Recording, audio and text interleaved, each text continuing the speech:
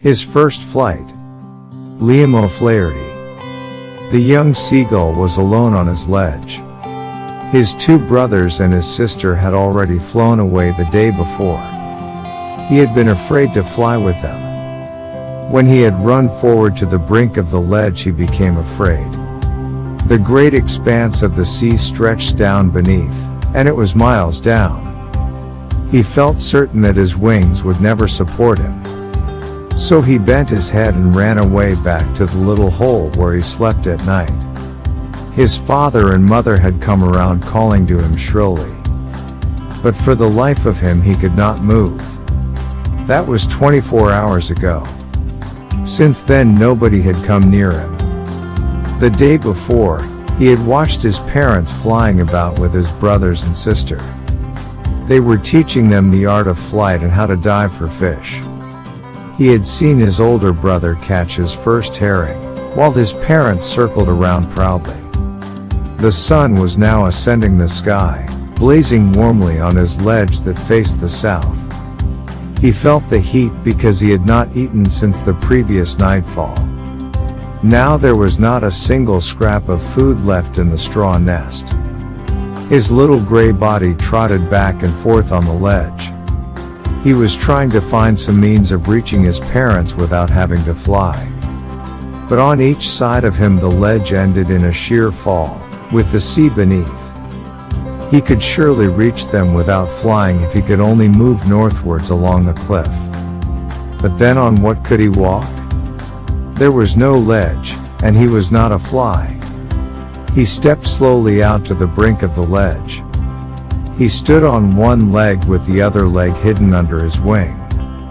Closing one eye and then the other, he pretended to be falling asleep. Still his parents took no notice of him. He saw his two brothers and his sister lying on the plateau. They were dozing, with their heads sunk into their wings. His father was preening his feathers on his white back. Only his mother was looking at him.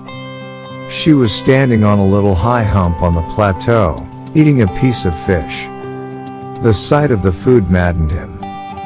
"Gee, ga," he cried, begging her to bring him some food. "Ga-ul-ah," she screamed back.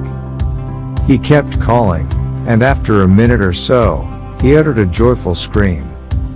His mother had picked up a piece of fish and was flying across to him with it. But when she was just opposite to him, she halted, her wings motionless. The piece of fish in her beak was almost within reach of his beak. He waited a moment in surprise, wondering why she did not come nearer. And then, maddened by hunger, he dived at the fish. With a loud scream he fell outwards and downwards into space.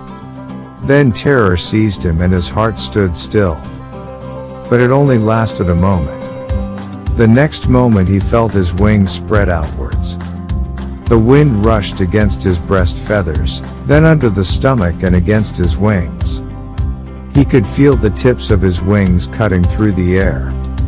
He was not falling headlong now. He was soaring gradually downwards and outwards. He was no longer afraid. Then he flapped his wings once and he soared upwards. He uttered a joyous scream and flapped them again. He soared higher. His mother flew past him, her wings making a loud noise. He answered her with another scream. Then his father flew over him, screaming. He saw his two brothers and his sister flying around him. He saw a vast green sea beneath him, and he turned his beak sideways and crowed amusedly. His parents and his brothers and sister had landed on this green floor in front of him. They were beckoning to him, calling shrilly. He dropped his legs to stand on the green sea. His feet sank into the sea. And then his belly touched it and he sank no further. He was floating on it. And around him his family was screaming, praising him. He had made his first flight.